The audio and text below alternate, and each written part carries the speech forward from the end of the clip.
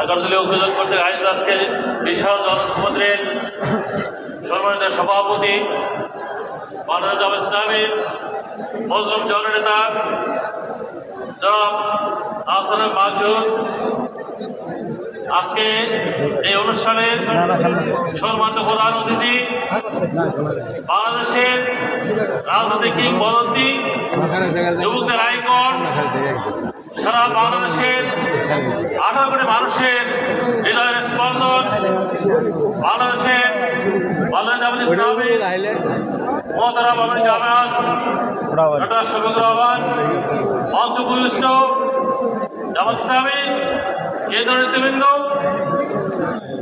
মঞ্চপুলিষ্ট 11 লক্ষ জটের বিভিন্ন পর্যায়ের নেতৃবৃন্দ বাংলাদেশ জামাত ইসলামী টাঙ্গাইলের 8টি আসনের সম্মানিত এমপি প্রার্থীবৃন্দ ছাত্র শিবির সহ অন্যান্য ছাত্র সংগঠন এবং আজকের আমার সামনে উপস্থিত বিশাল জনসমুদ্রের সম্মানিত ভাই বোনেরা আসসালামু আলাইকুম রহমতুল্লাহ।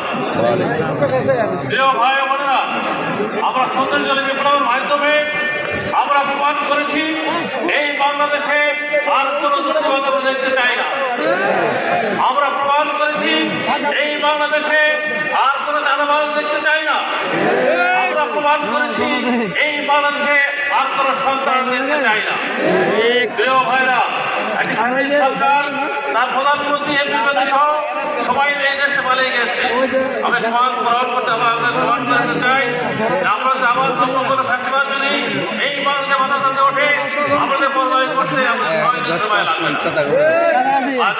ভাইরা প্রতিদিন বলতে চাই আমরা আমাদের মা বোনদের জন্য লড়াই করছেন।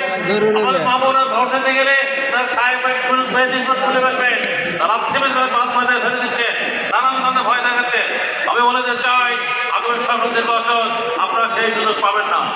আমাদের জনগণ জনগণ থেকে উঠেছে, আমরা সংসদে আগামী নির্বাচনে সেই স্বপ্ন ভুলে যান যে ভোট হাতে তারা পার করে যাবে।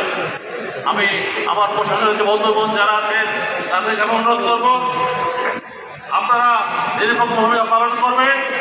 যদি নিরপেক্ষ ভূমিকা পালন করে তাহলে অবশ্যই আগামী সংসদ নির্বাচনে এমন একটি সংসদ বাংলাদেশের মানুষ উপহার দেবে যে সংসদ হবে কোরআনের সংসদ, যে সংসদ হবে আল্লাহ কায়েমের সংসদ, যে সংসদ হবে মেহনতি মানুষের সংসদ, যে সংসদ হবে দুর্নীতিবাদ মুক্ত সংসদ, যে সংসদ হবে চাঁদাবাদ মুক্ত সংসদ। কাজে অনুরোধ করবো প্রিয় ভাইরা, আমাদের অনেক কথা বলবেন।